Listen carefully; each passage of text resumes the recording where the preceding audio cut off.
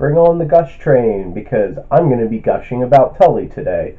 And Tully is a film written by Diablo Cody and directed by Jason Reitman.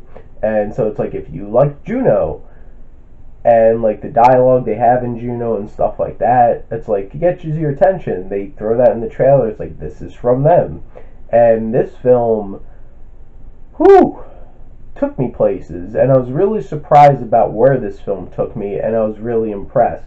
This is extremely well crafted by Jason Reitman. He does a great job of directing this film and balancing what they need in terms of humor and drama, different emotions, really getting across a believable story. And I'm not going to ruin the story because I don't want people going in with an expectation, but how this film is handled and how it's structured is great because it really makes this story pop. And there's some great uses of montages in terms of the editing that really help you capture the day-to-day mundane nature of what's going on in this life of parenting, and it really captures that. Diablo Cody's script is really sharp and really funny, and there's so many moments of really funny dialogue and moments in it that really hit hard and really get some great laughs, but it also is sharp in terms of the dialogue, and it really captures some uncomfortable passive-aggressive moments so well in a film, and it's just like, oh my god. There is moments where I kept being like, that husband just messed up. And it's just like, you can hear like a guy saying some of these things and also knowing he should probably know better not to say crap like that. But he didn't, and it was all the better for it in terms of viewing.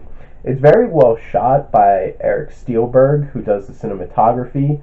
Like, how it's shot, how the framing's put together, especially how it's edited with the montages. They do some fantastic work with this, and it really helps convey everything that needs to be.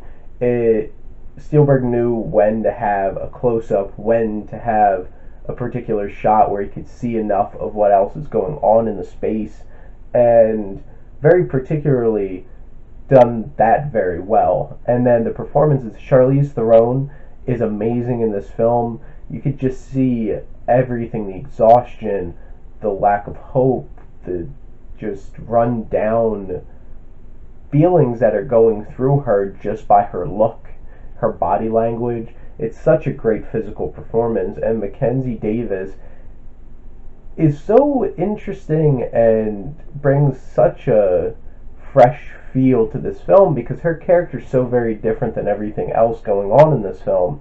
It brings a lot of vibrant hope and this just beauty to the situation in something that's so drudging and mundane.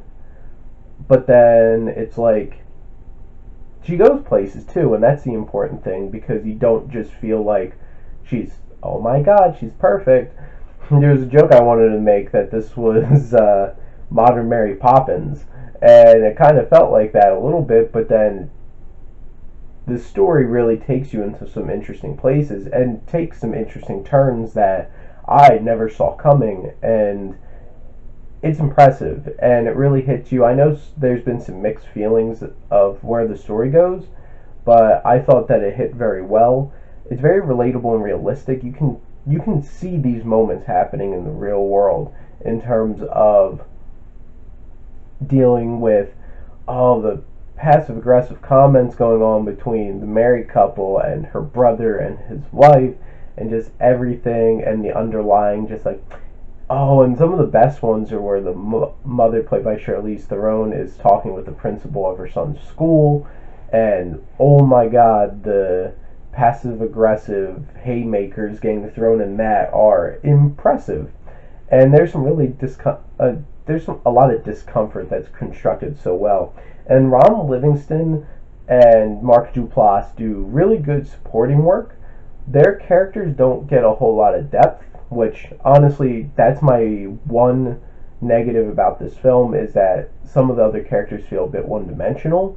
But the thing is, that's like for most of the film, and some of them do wind up getting some growth, which turns it around. But in terms of just like some of the characters, the dialogue is written to the point where it's just like, I would expect a very stereotypical husband that's supposed to be a stereotypical husband to say this, this, this, this, this, this. That's what we got, and that those are some of the weaker moments in the film where it's just like, okay, when you can telegraph really bad, dumb comments like that. But overall, it doesn't take away that much from the film. I love this film. If you get a chance, go check out Tully. I highly recommend it. And I'm going to give Tully an A.